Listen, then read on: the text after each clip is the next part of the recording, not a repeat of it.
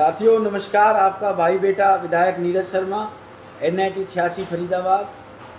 आज एक बड़ा ही अहम मुद्दा आप सबके समक्ष में लाया हूं और मैंने इसको लेके माननीय मुख्यमंत्री और स्वास्थ्य मंत्री जी को पत्र भी लिखा है।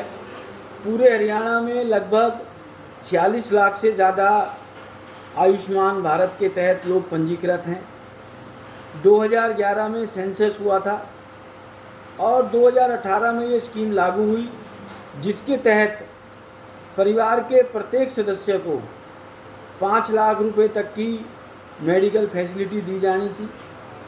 परंतु इस कोरोना में ये तथ्य सामने निकल के आया कि लोगों ने आपदा को अवसर बनाया और ये आयुष्मान भारत के कार्ड लोगों के धरे के धरे रह गए।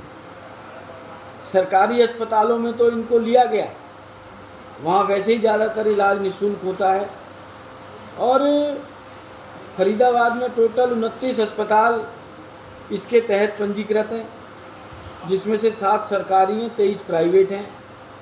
परंतु बड़े दुख और खेद की बात है, एक भी सुपर स्पेशलिटी अस्पताल आयुष्मान भारत योजना में पंजीकृत नहीं है। आप स्वयं समझदार हैं कि परिवार के एक सदस्य को 5 लाख तक के बीमारी के खर्च, खांसी जुकाम में तो खर्च होगा नहीं। इसके लिए कोई गंभीर बीमारी होगी, गंभीर आपकी समस्या होगी, उसी के इलाज में ये आयुष्मान भारत का कार्ड काम आएगा। परंतु जितने भी सुपर स्पेशलिटी अस्पताल हैं, उन्होंने किसी ने अपने आप को आयुष्मान भारत से नहीं जोड़ा, आपदा में अवसर ढूंढी।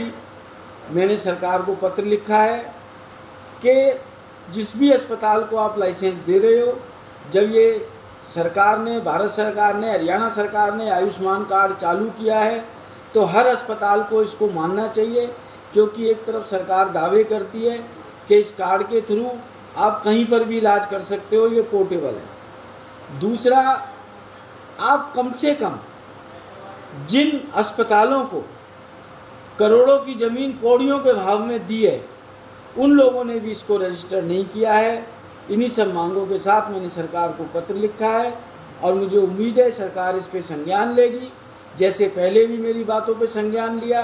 चाहे प्राइवेट अस्पतालों के रेट फिक्स करने का मामला हो, चाहे रेमडेसिविर को लेके पॉलिसी हो, चाहे टोसी इंजेक्शन को लेके पॉलिसी है, क्योंकि ये गरीब और पिछड़े लोगों के साथ एक बहुत बड़ा अन्याय है।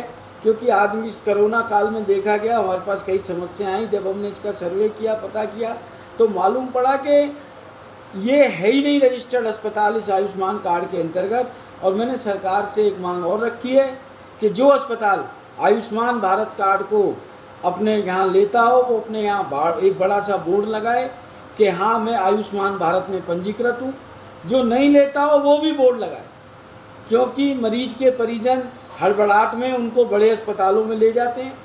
क्योंकि प्रचार प्रसार सरकार इस तरीके से करती है कि इफ एंड बट का पता नहीं लगता, और बाद में जब पेशेंट की छुट्टी होने वाली होती है, वो बीमारी से निकल के आता है, तो आर्थिक दबाव में वो मर जाता है और वो कुछ कहने सुनने लायक भी नहीं होता। वो अस्पताल कह देते हैं जी हमने तो आयुष्मान भारत में इसका रजिस्ट्रेशन नहीं कराया।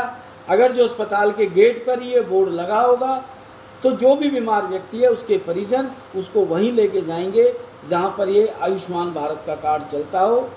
जय हिंद, जय भारत। आपका भाई, आपका बेटा विधायक नीरज शर्मा, NIT 86 फरीदाबाद।